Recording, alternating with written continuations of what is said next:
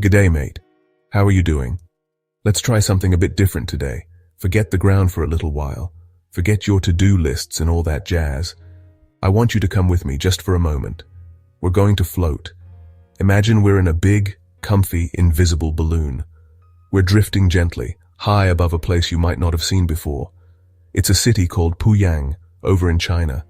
The air up here is cool and calm. The world below looks like a beautiful big map. It's quiet up here. All the noise of the world just fades away into a soft hum. You can just breathe and watch. Let's just take a second to get our bearings. Look down, see how everything is laid out so neatly? It's like someone has carefully placed every tree, every building, every road. Now let's guide our imaginary balloon a little. Let's focus on the colors. The first thing you'll probably notice from up here is the green. There is so much green. It's not just one shade either. There's the deep dark green of the dense trees in the parks. Then there's the bright, almost lime green of the big open fields that surround the city. Look over there. See those big rectangles of green? Those are the city's parks. They are scattered all through the urban bits, like little oases of calm. From our view, they look like soft green cushions tucked in between the harder edges of the buildings. You can almost feel how soft that grass would be if you were lying on it. Let's drift towards the edge of the city. See how the organized green of the parks slowly gives way to a wilder kind of green. These are the farmlands. They stretch out as far as the eye can see, in neat rows and sprawling patches. It's a different kind of beauty, a working beauty. All right, let's shift our gaze a little. Look for the big winding line that cuts through the landscape. It shines and shimmers in the sun. That, my friend, is the famous Yellow River. From up here, it doesn't look mighty or ferocious. It looks like a giant golden-brown ribbon that someone has casually draped across the green land. It snakes its way along the edge of the city, a calm and constant presence. From our peaceful spot in the sky, you can see how the city has grown alongside it. You can see smaller rivers and canals branching off from the main one, like tiny little capillaries. They weave their way into the city, bringing water and life deep into its heart. Let's follow the river's path for a bit. See the bridges that cross it? They look like tiny little staples holding the two sides of the land together. On the banks of the river, you can spot more green. These are the riverside parks and walkways. We can just make out tiny figures of people strolling along them, enjoying the view. Let's drift our balloon towards the middle of it all. This is the heart of Puyang, the city center.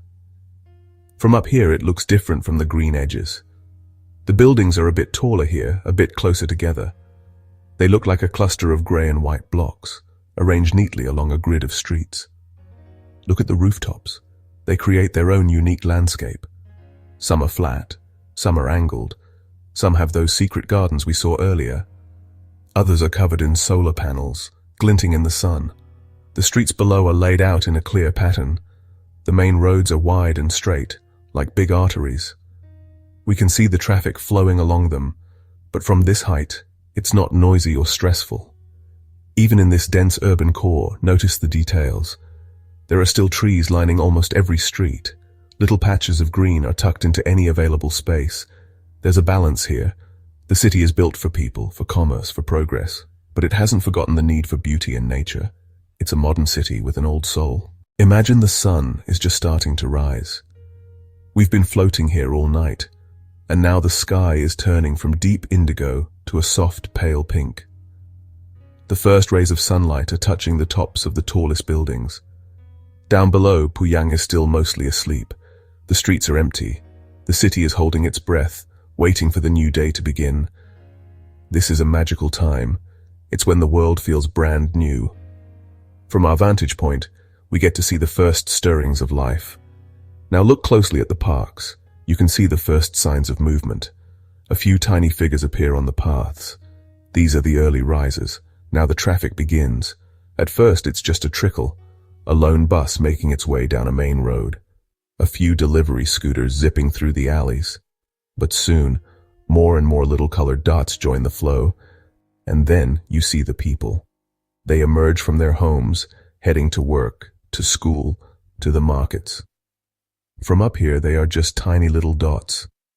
but they are all part of the story. There's a sense of purpose to their movements, a shared journey. The day has officially begun in Puyang, and we've had the privilege of watching it all unfold from our silent, peaceful perch in the sky. Now let's imagine we've drifted forward in time. It's the middle of the day. The sun is high in the sky, right above us. It bathes the whole city in a bright, clear light. The morning rush is over. The city has settled into its midday groove. Things are happening everywhere, but there's a steady, calm rhythm to it all. Let's look down at the parks and public squares again. They have a different feel now. They are dotted with people taking a break. You can see small groups sitting on benches under the shade of the trees. Let's zoom in on a market area. From the sky, it looks like a colorful, bustling hive of activity. You can see the brightly colored awnings of the stalls. People are moving between the stalls, but it's an easygoing flow. Even the river looks different at midday. The bright sun makes the water sparkle intensely. There might be a few boats on it now. Perhaps a slow-moving barge carrying goods, or a small tourist boat taking people for a gentle cruise. The whole city feels awake and engaged, but in a very relaxed and comfortable way.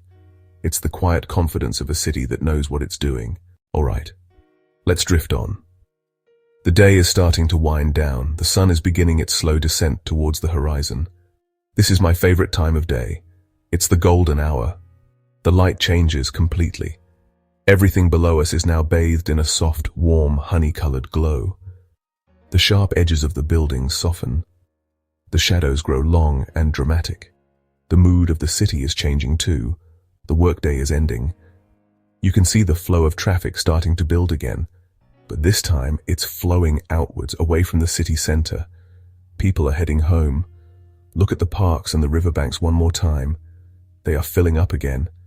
This is the time for evening strolls, for couples walking hand in hand, for friends meeting up to chat as the sun goes down. The river, in particular, is stunning. It captures the colors of the sky, turning into a flowing ribbon of orange, pink, and gold. It perfectly reflects the beauty of the sunset above it. As the sun sinks lower, the colors in the sky become even more intense. Deep oranges, fiery reds, and soft purples paint the clouds. The city below becomes a silhouette against this spectacular backdrop. The last sliver of the sun has disappeared below the horizon. The vibrant colors of the sunset are fading into a deep, velvety twilight. The sky is now a beautiful shade of dark blue, and the first stars are beginning to appear. Down below, Puyang has transformed once again. It is no longer a city of green parks and gray buildings. It is now a city of light. A sprawling galaxy of glittering lights spread out across the dark land. The main roads are bright ribbons of white and red light, from the headlights and taillights of the cars. They trace the city's arteries, showing us the constant flow of life, even at night. Let's float over the residential areas. Here, the light is softer. It's a warmer, yellower glow. These are the lights from people's homes. Each light represents a family, a home. The bridges over the river are often decorated with colored lights, their reflections dancing on the dark water below. It's a dazzling display. Even in the darkness, there is peace. The frantic energy of the day has completely gone. It has been replaced by a calm, steady glow. The city is breathing slowly now, in a deep and restful sleep. Our time up here is coming to an end. Our magical invisible balloon is beginning its slow, gentle descent. But let's take one last, long look at the beautiful world below us. From this incredible vantage point, we've seen Puyang in all its different moods. We saw it wake up with the morning sun. We saw its calm and steady rhythm at midday. We saw it bathed in the magical glow of the golden hour. It's funny, isn't it? When you get a bit of distance, you see things differently. You see the patterns, you see the connections. You see how everything fits together. It all makes sense.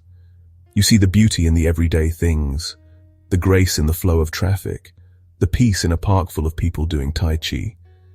It reminds you that there is so much beauty in the world if we just take a moment to look for it. So thank you for coming with me on this little trip. It's been nice to share this view with you. The world can be a busy, noisy place, but it's good to remember that there are always pockets of peace. There is always beauty to be found. And sometimes, all you need to do is float up high and look down, to see the world as one big, beautiful, breathing thing. Take that feeling with you. And until next time, keep looking up. Or in this case, looking down. You get what I mean. Cheers.